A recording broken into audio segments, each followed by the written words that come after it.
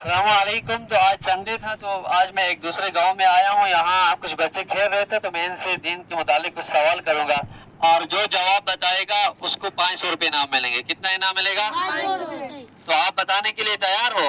जी। आप दीनी असबाक पढ़ते हो? जी। अच्छा, आज का सवाल ये है, वो कौन सी आयत सूरह तौबा की आयत है जिसके अंदर एक गजवे का बहुत ज्यादा जिक्र हुआ है?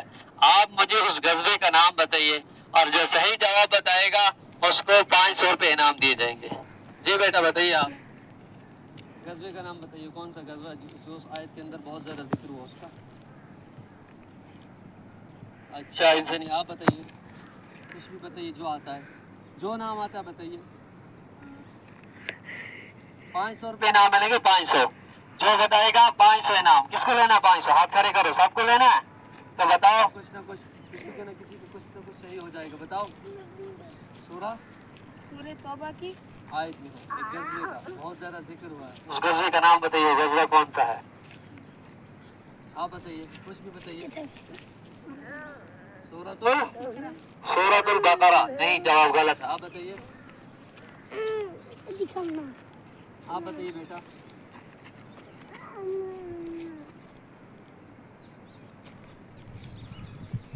डरो मत, सीखने से आता है, इसमें डरने की शर्माने की कोई बात नहीं है। आपको जो जवाब आता है आप बताइए।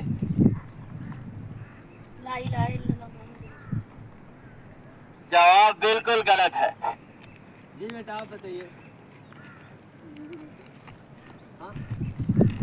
तो आज का जो हमारा सवाल था इन बच्चों से, तो इन्होंने बताया नहीं है, इसलिए आज किसी को इनाम नहीं मिलेगा। और आपको मैंने बताया था गजवा ओहद भी है, खंदक है, गजवा तबूक है, गजवा ओहद है। तो आप इन गजवों में से किसी को बताना था, आपने नहीं बताया है।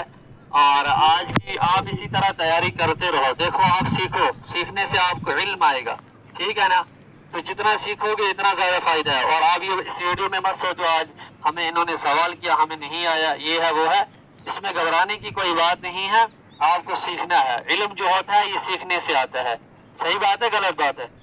जैसे आप स्कूल के अंदर जाते हो, वहां पर सीखते हो अपने टीचर से, तो फिर आपके घर में आप आके फिर उसको वापस याद करते हो, फिर दूसरे दिन आगे जाके और सीखते हो। तो इल्म सीखने से आता है, वरना कोई स्कूल नहीं जाता, किसी को उस्ताद की जरूरत नहीं पड़ती, तो हर एक घर बैठे ही सीख सकता था।